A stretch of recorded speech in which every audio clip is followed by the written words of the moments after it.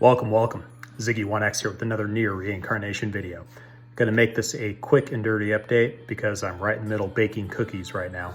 So first of all, let's go ahead and dive into all the news and updates that we have been given, because we've been given a fair dump of things. We've also been given some enhancements to some of our abstract characters. We've got a rerun of an event, and actually I want to talk a little bit about this because the handout, the charity unit, Demios, actually has a really good debris on him, and we're going to take a look at that. But let's just dive right into it. Let's finish off this fight here real quickly, see how a well-tuned, dangerous, celebratory team does. Oof. Didn't even get a chance to hit. Man, you love to see it. All right, so let's dive over here to our notices real quickly. I want to make this real quick and dirty because I got things to do. Got the holiday coming up, been cleaning the house since I got home from work, even got a haircut. Actually been dealing with a poison sumac rash all up in my eye and underneath my eye and down on my chin, so I haven't been able to shave in a few days, so look very unkempt and unshaven. I got it all over my hand, and I'm guessing I just wiped my face at some point, and the rest is history. Let's go ahead and dive into this though. First of all, I want to take a look at this character. We're going to jump over here. We are going to look at our friend, Mr. Demios over here. And this is I think this is, if we start seeing more of these debris, this is a really excellent trend, I think. So let's go ahead and look at his awakening. This debris right here, HP up by 10%. That is usually something that's only reserved for the 4-star debris. And the caveat is that it's attack down by 10% for 60 seconds. But that's only for 60 seconds. And if you're slapping this on a tank, for me, I have only got 2 4-star debris. I've got Celebratory Yuri's 4-star debris, and I've got Abstract Akaha's 4-star debris. That's it. And Akaha's is 5% HP and 5% defense, which is probably still my best defensive debris, but this actually might be going on my Griff, my Bloody Griff in my arena. So this is interesting, and I hope we see more of these sort of unique specialized debris coming from these handout characters. Now, without any further ado on that, let's move on over to our notices. We do have this event. It is a rerun, so if you haven't had a chance to do it yet, go through it. There's going to be some gems. Unfortunately for me, there was only 2 levels worth of gems. I need gems so bad right now. I want to do some more pulls on this Sinnoh Alice banner, but I just can't. So we have the Resurrected event, Record Stronghold of Desolation. Jump into that. We also have the Dark Tower. It's back.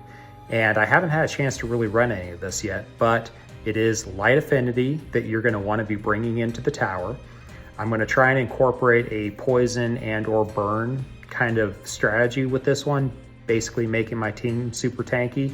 Maybe I'll just slap in Yuri to blow stuff up. I don't know. Maybe I'll go all attack because my light team is stronger than my water team. Maybe it'll work. We'll see. So the next thing we've got here is we've got this new Abyssal character, Abyssal Lars. And we're going to take a look at him real quickly. He's interesting. The best I can compare him to is Celebratory Yuri, Alice, Sinnoh Alice, Akaha, and maybe, yeah, those are probably the best 2 that I could, maybe Summer Mocha Joe as well. There's some things going on there. But then we've got a new season of Subjugation Battle, and friend of the channel, friend of the community, Gotem, has already given us these thoughts on, or his thoughts on these, on the lack of changes in Subjugation this season. He was pretty dour about it. I say take heart, my friend. It's going to be all right. They'll revamp things a little bit. It's probably going to be a bit of a stale season of Subjugation, which is unfortunate. You want every new season, especially when they last as long as these Subjugation seasons do. You want them to introduce a new element that kind of gets people guessing and maybe mixes up the meta a little bit. But when it's essentially unchanged, that is unfortunate because it becomes stale.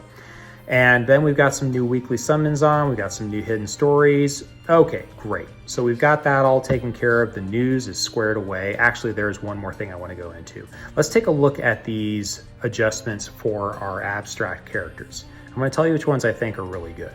Now, we have Bloody Gale. Bloody Gale had the potential of being good when she came out. Actually, she was built up as being really good when she came out. There was a lot of hype for her. And I pulled her when she came out, but I never really was able to make her fit. I never was able to really get her to work. Now, she does have some changes where she's got Soldier, which is the all allies agility up by 20%, which can be seen as very good for arena.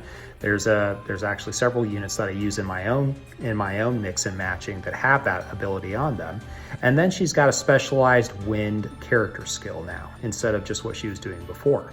So this is an interesting character because her attack isn't high enough to be justified as a hard hitter. Her agility is high, but that's coming from her passive. And I don't know, I just really don't feel this character as much. So I'm gonna go ahead and move on to my second favorite character on this list, and it's Akeha. And actually, surprisingly enough, when we had the fire tower, so we were using water units, Abstract Akeha was kind of a staple in my team because she's so tanky. She debuffs the enemy's attack, and they just buffed her. So let's see what they did to her. All allies defense up by 20%. Not as good as all allies HP up by 20%, but this is good. This is actually, she becomes more of a team player. And in addition to that, her character skill, again, I really like this character. And she's been kind of a sleeper for me, and I started using her more recently. And the more I use her in the higher end content where you need a tankier character to sustain, the more I've grown to appreciate her. So it reduces the attack by 40%. Remember, Celebratory Demios reduces the attack by 50%, so she's 10% below that for 30 seconds. It's on a gauge, I believe this is a gauge C. So it's a pretty fast charge down, and Celebratory Demios is a gauge A. So his is going to fire off at the beginning of battle, but then you're going to have to wait a while to get it to come back up again. Hers is going to be firing off far more often. So for a sustained fight, this actually starts to make a lot more sense for me than Demios. In addition to that, she increases all allies defense by 15%. Demos increases the defense by more. So overall, Demos's character skill is still superior to this one for a few reasons. It fires off at the beginning of the fight, and it has a much larger, chonkier increase to defense and decrease to the enemy's attack. This is going to be more often used though. Now, the caveat here is when Own Affinity's weapon is water, okay? So she's a water specialist now. But I do like this. I like that we're finding these niches for our characters, and I like that they're giving a little bit of extra love to the abstract characters. So let's move on to another good one. Demos. He's always had a niche because usually blind is element locked. It's usually element locked to dark. And so if you're trying to use a weapon that is a strong element against an enemy team, you can't use a dark weapon all the time. His is not element locked. His is on his character skill, so he can use any element and still fire off the blind ability. I think blind still has some viability. It may have more viability for newer players than it does for more seasoned veteran players. But I do remember when I was first playing this game, I used Celebratory. I used Abstract Demos all the time in the game. He was one of my staples. I had A2, 2B, and Demos. That was my team for a really, really long time until I started getting more better characters. And so I still think this guy has some good viability for more beginner teams, more entry-level teams. But in addition to this, he gives all allies attack up by 20%. So he becomes a double support type character. He also has Fleetfoot, and he also has resilience. So he's a good character. I mean, this is a good, solid pickup, especially for a beginner team. But I think he has some application in other parts of the game. He may actually have some application in Tower. So let's move on past this guy to hands down the best character with the upgrade. She was already so good. F66X, Vanilla Jane, she's our girl. And she's Mocha Joe's girl, so we gotta love her. So her ability was a character gauge A, which was the slowest cooldown of a character skill. Now it's a character gauge B, which means it's a little bit faster. It goes all the way up to character gauge C, which is usually what your big attackers have. And so it's a faster charge up, which means you're going to be able to use it more often. In addition to that, all allies defense up by 15% for 30 seconds. So not only is it healing, not only is it faster, but it's also boofing your, boofing. Wow, where did that come from? It's buffing your team's survivability. This is good. This is really good. And in addition to that, all allies HP up by 20%. That's an incredible support ability. It's the same ability that Bloody Griff has. It's an incredible support ability. So I'm not even going to talk about Yuletide Lavania. He's okay. He always was kind of okay. And New Year Noel, we get New Year Noel because she has an amazing debris. That's all I can recommend for New Year Noel. She's got one of the best debris in the game. Other than that, not a whole lot to cover here. So let's go ahead and close out of this, and let's go ahead and look at the banner real quickly, because some people may be wanting to pull on this, because the first thing that we see here is we see the stats on Lars. And immediately when you see just shy of 10,000 attack, that makes people's heads explode. Remember, Bloody Assassin Gale had 5,600 attack or thereabouts, 9,400 attack. Now this is taking into account a couple things. So the first one of these being, let's go ahead and do a long click on this guy. The first one of these being this guy right here. Attack up by 40% and skill cooldown time extended by 50%. This is an unfortunate attribute of every single Abyssal Mirror character. There's parts of the game where this can work, but most of the time it doesn't. And so that high attack value that you're seeing in the screen here is because in part to this attack plus 40% up, so be aware of that. The other thing he has, which makes him a very good attacker, is ambush. Critical hit rate up by 15%. Summer Mocha Joe has it, and Alice Akeha has it as well. So this is a very solid all-around attacker. The crowning point of this guy though is this character skill, which is probably the hardest hitting character skill in the game now, if I'm not mistaken. There is Snow White Akeha, and each of her individual hits harder, but she only has 4 hits. This is just shy of Alice or Snow White Akeha's character skill in damage modifier, but it hits 5 times. So it has an additional hit, which means it always has a potential of doing more damage. This is an amazing character skill. Is it worth going all in for this character? I still don't think so. I still think that the Abyssal Mirror characters are niche. Usually the pull of the Abyssal Mirror characters is their weapons. I'm going to show you here in a minute why I don't think his weapon is worth it. Let's take a look at it. So 85% times 5, that's actually really good, and it's got a quick cooldown time. So this could be used as a primary weapon. The other one is 100% times 4 and increases your light damage by 30%. This is a really good weapon, so if you pull it, don't feel too bad about it. But this is where it kind of compares, it's almost a tit for tat with the original 2P sword that we got in the first collaboration that we ever got with NieR Automata. We have Lucid Boon and we have Ambush. Now the Ambush on 2P sword is only 10%, but the Lucid Boon is the same. These damage modifiers on the attacks are higher, so overall it is a better weapon, but it is it's still outclassed by, in my opinion, by Fio's fists, EX Fio's fists. So is it worth diving all in for this? Well, it's got some great passives, which is a lot of the reason why we use the Abyssal Mirror weapons, because they've got great passives. They're usually big stat sticks, big chonky stat sticks, and 2700 attack is no joke on a short sword. So this is a good weapon. It's not a great weapon, but it's a good weapon.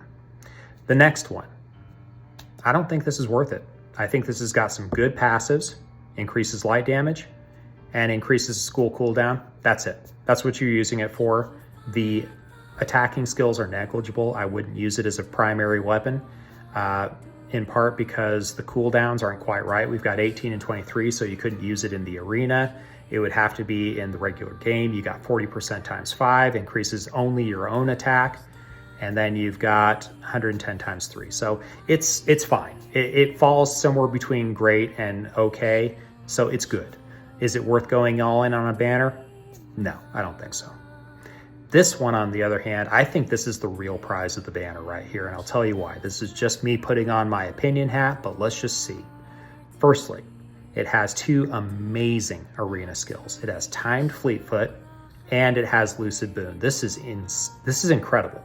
I mean, this is an incredible set of secondary skills to have on a weapon as a main hand weapon. Now, the problem with that is we're usually using, if you're going for a speed team, you're usually using the subjugation weapons because they've got those very, very fast cooldowns. Let's take a look at this and see what we got.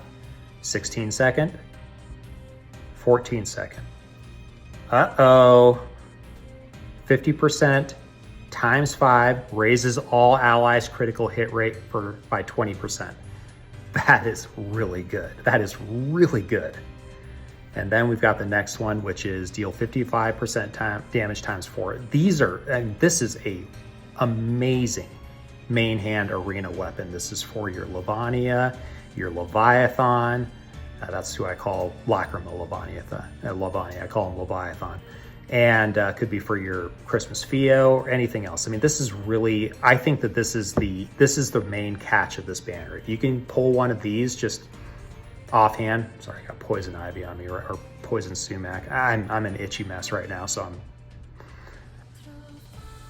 just mindlessly scratching myself. That would be the one to go for. Even though I'm still not advising it because we've still got these girls, these lovely ladies, and this is the real prize right here. This is the girl. I'm walking away from it. I'm seeing her all over arena. She's in every single top 20 arena team, thereabouts. She's incredible. If you've got some good debris and support for her, she just absolutely nukes things. She's got great support abilities. If you're still looking to pull on something and you haven't gotten her to at least Awakening 3, keep dipping in for Sorry. You're not going to regret it. So that's about it for the week. There's not a whole lot else here. I wouldn't go for any of these other ones. We're going to see what happens. Itchy. We're going to see what happens on Black Friday. They may drop some new bundles in the shop. Those would probably come Thanksgiving night at 9 p.m. my time, since I'm on the East Coast US.